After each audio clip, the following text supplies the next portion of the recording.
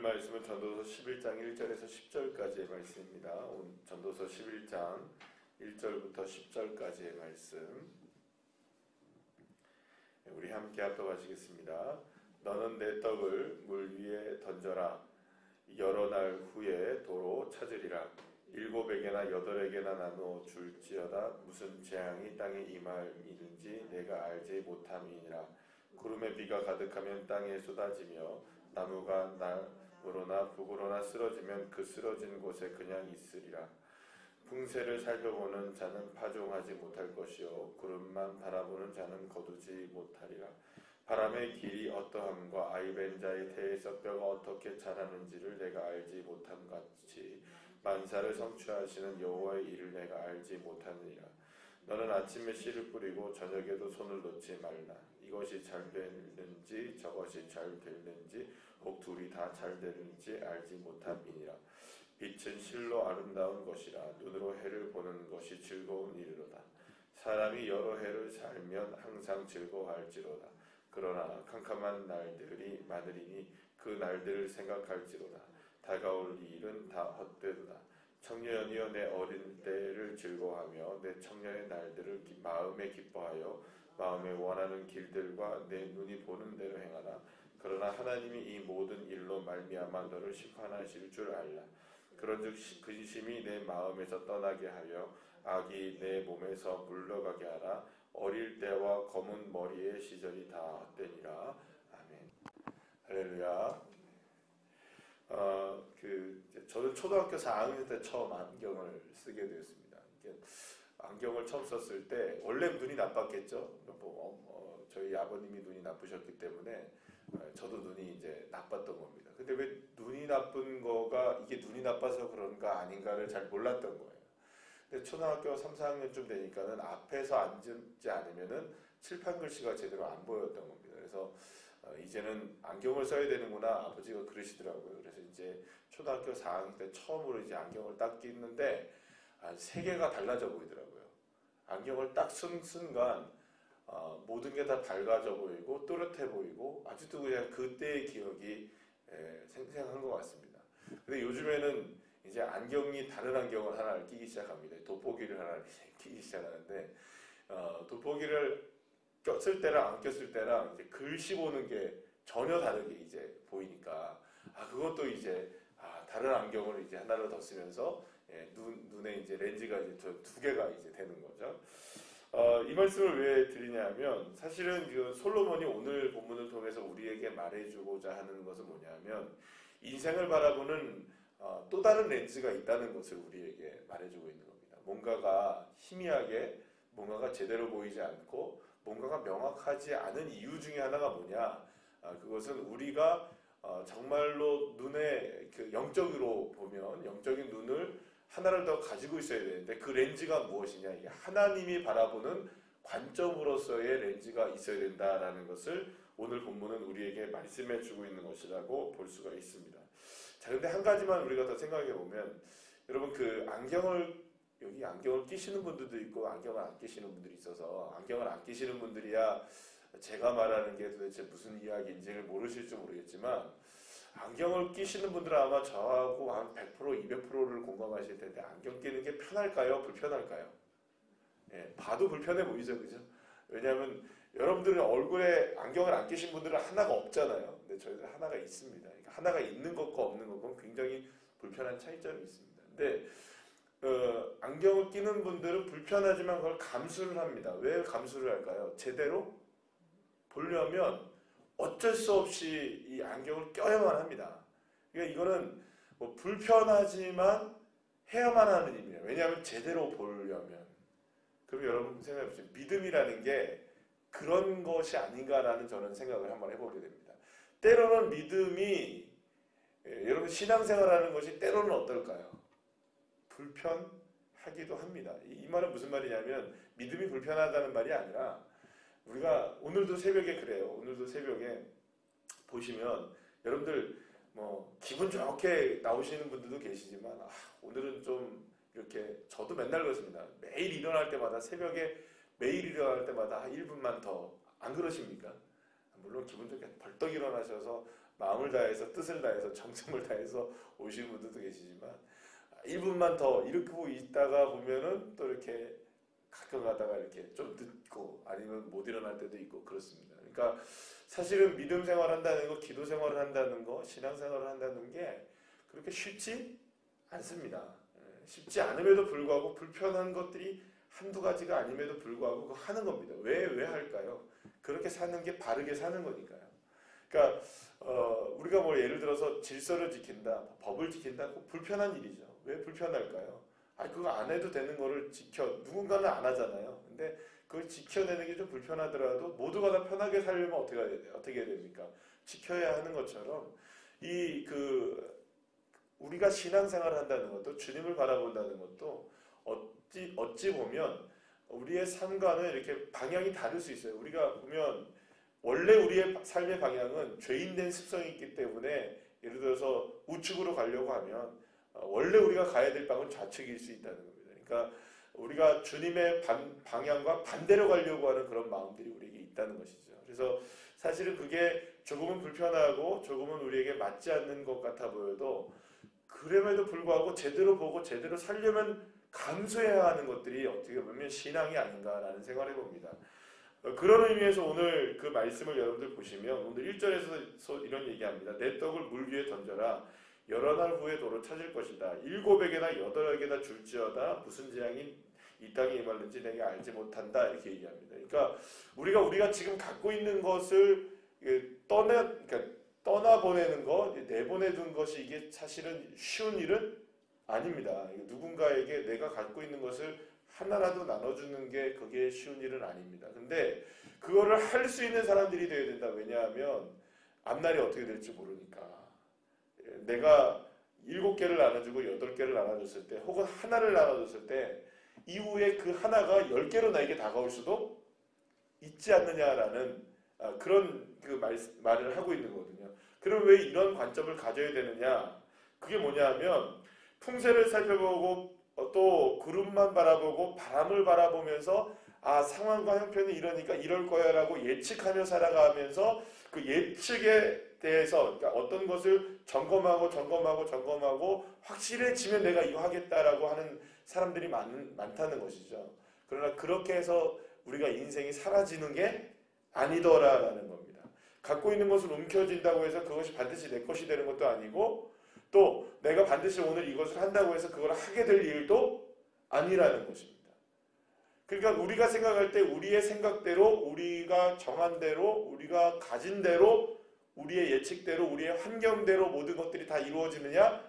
그렇게 되지 않더라는 겁니다. 만약에 여러분들 우리가 그런 렌즈만 갖고 살아간다면 그러니까는 세상이 내가 준비한 대로 내가 원하는 대로 내가 했던 대로 상황대로 환경대로 예측한 대로만 되는 렌즈만 갖고 있다고 하는 사람들은 반드시 실패가 일어날 수밖에 없다는 겁니다. 왜냐하면 인생이 그렇게 안 되니까요. 인생이 그렇게 안 된다는 것을 살아보면 압니까? 모릅니까? 알게 됩니다. 얼마 전에 우리 새로운 우리 교회의 경기 지부장이라고 하면서 저한테 전화가 왔어요. 경기 지부장이 누구냐면 권우숙 사모님이십니다. 근데 전화가 왔어요. 그래서 저한테 뭐라 그러시냐면 목사님 이제 임지를 옮기게 됐어요. 이제 황전 전사님이 임지를 옮기게 됐어요. 어디로 가는데 했더니 여러분들 혹시 소식을 들으셨나고 그러죠. 경북 봉화로 간대요. 예? 그랬어요. 그 봉화? 그랬어요. 봉화가 어딥니까 여러분? 봉화 어딘지 아시죠? 태백 밑이거든요. 그 산골로 가. 그랬더니 그 간대요. 그래서 하나님이 마음을 주셔가지고 이렇게 저렇게 돼가지고 그 봉화로 가게 됐다는 거예요. 막 기쁘게 전화를 하더라고요. 그래서 축복해줬어요. 축복해주면서도 내식을 했어요. 아니 왜 도시로 안 가고 봉화로 그 산골로 갈까 생각을 했는데 하나님이 그렇게 이끄시더라는 거예요. 그러면서 무슨 얘기를 하냐면 이렇게 얘기합니다. 두 분 네 분이 그 전사님 네 분이 뭐라고 생각을 하면서 기도를 했냐면 도시는 우리가 안 가도 갈 분들이 많은데 산골 시골은 우리가 안 가면 갈 사람이 없으니까 우리가 가겠다고 주님 앞에 기도를 했다는 거예요. 그러고 나서 봉화에 그 임지가 났고 거기에 이제 가게 됐다는 거예요.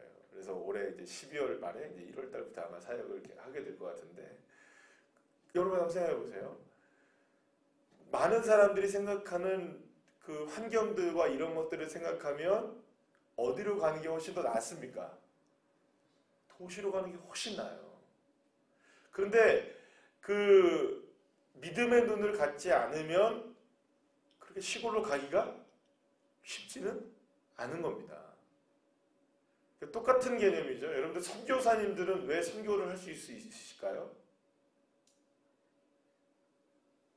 성편과 사정을 보면 선교 못합니다. 그죠? 그러나 하나님의 렌즈를 끼면 할 수 있는 거예요. 그럼 목사는 어떻게 할 수 있을까요? 그것도 똑같은 일입니다. 여러분들도 하나님의 은혜 가운데 사역을 감당하고 또 이 새벽에 나와서 예배를 드리고 믿음 생활하는 것도 똑같은 경우죠. 우리가 세상의 관점과 가지고 세상의 형편과 사정을 가지고 생각하면 안 되는 일이지만 주님을 바라보는 렌즈를 우리가 끼게 되면 우리가 그거 얼마든지 할 수 있게 되는 일이 되는 것이죠. 그러니까 내가 가지고 있는 것을 나눠주는 것도 똑같은 일입니다. 주님의 은혜를 바라보면 할 수 있지만 주님의 은혜를 바라보지 못하면 못하는 일입니다. 그러니까 늘 언제나 뭘 바라볼 수밖에 없는 사람이 될 수밖에 없다는 겁니다. 오늘 본문에 풍세를 보고 하늘의 해와 달과 별을 바라보면서 바람을 체크하고 환경과 상황이 됐을 때 무엇인가를 하려고 하는, 그게 안 된다는 거죠. 그러니까 사실은 신앙의 관점에서 본다면 물 위를 걷는 게 신앙입니다. 믿습니까? 신앙은 물 위를 걷는 겁니다. 그죠? 된다고 해서 됐다 이게 아니라는 거예요. 안 돼도 하는 겁니다. 그죠?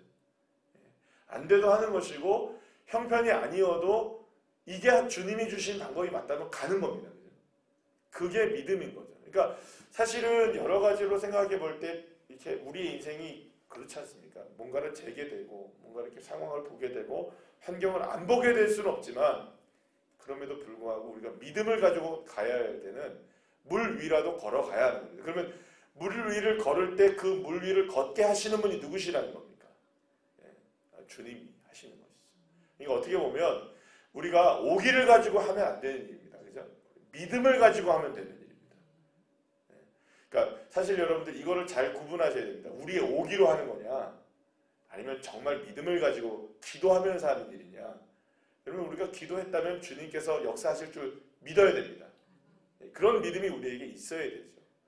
그러니까 기도 안 하고 무턱대고 그냥 맨땅에 헤딩한다, 그건 무모한 일인 거고요. 그건 주님도 대책이 없으신 일이고, 우리가 기도로 준비했다면, 그리고 또 주님 앞에 기도하고 있다면 주님이 나를 향하여서 오라고 하시는 그 간격이 어디냐? 물 위를 걸어야 하는 거예요. 그럼 어떻게 해야 되겠습니까? 믿음 가지고 가는 거죠. 빠지면 누가 책임지겠습니까? 주님이 부르시니까 주님이 책임지시고, 빠져도 힘들어도 어려운 일 당해도 주님이 건져내시겠지, 건져내신다, 할렐루야, 이 믿음 가지고 그냥 걸어가는 거죠. 그래서 우리에게는 눈이 뭐가 필요하냐? 그래서 우리에게 또 다른 믿음의 렌즈가 필요하다는 것을 말해주는 겁니다. 그래서 시편 121편의 말씀을 보면 내가 산을 향하여 눈을 들리라 나의 도움이 어디서 올꼬 라고 얘기합니다. 여기서 시인이 말하는 것은 산을 향하여 눈을 들고 내 도움이 어디서 올까? 이 마음이에요.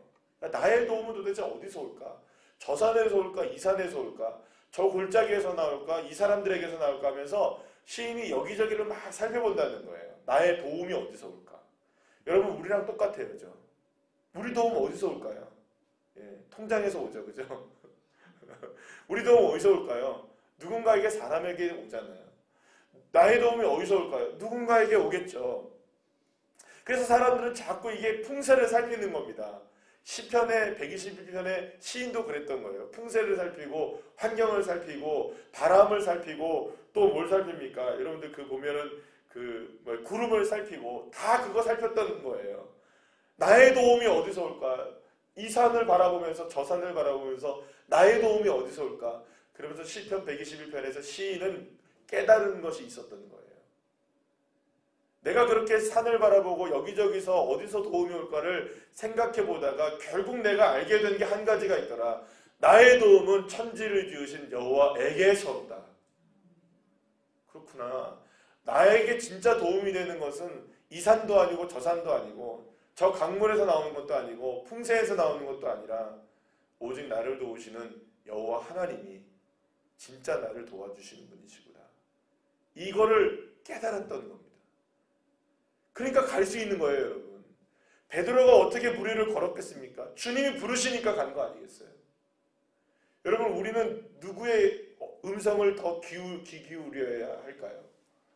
세상의 풍세에 관하여서 귀를 기울여야 할까요? 아닙니다. 주님이 우리를 부르시는 그 부르심에 믿음을 갖고 나가야 됩니다. 그래서 오늘 여러분 5절 말씀에 보면 이렇게 얘기합니다. 만사를 성취하시는 하나님이라고 얘기합니다. 만사를 성취하시는 분이 누구십니까? 하나님이라고 분명하게 전도자인 솔로몬은 고백을 하고 있는 것이죠. 그렇지. 만사를 성취하시는 분이 하나님이시지. 놀라운 하나님의 은혜, 놀라운 하나님의 역사. 생각해보면 그게 우리가 가져야 될 믿음이라고 본다면 여러분들 조금은 믿음으로 바라보는 것이 때로는 귀찮기도 하고 그냥 내가 나름대로 생각하며 방법대로 할까 고민할 때에도 그렇지 아니지. 무리를 걸어야지. 그러면 믿음 갖고 나가야지. 나를 도우시는 분은 여호와 하나님이시니까. 만사를 성취하시는 분은 여호와 하나님이시니 내가 비록 내 삶이 형편이 이래도 끝까지 믿음 가지고 나가야지. 이 믿음으로 승리하는 저와 여러분 되시기를 간절히 축원합니다. 기도하시겠습니다.